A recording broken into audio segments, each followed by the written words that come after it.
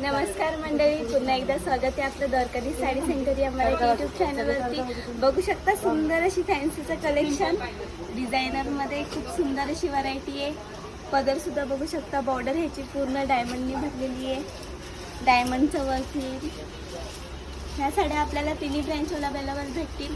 छत्रपती शिवाजी महाराज चौक, old Panvel इथे, दत्त स्नॅकच्या अगदी बाजूला पलसरी फाटा आणि बस स्टँडच्या अगदी समोर खोपोली फाटा.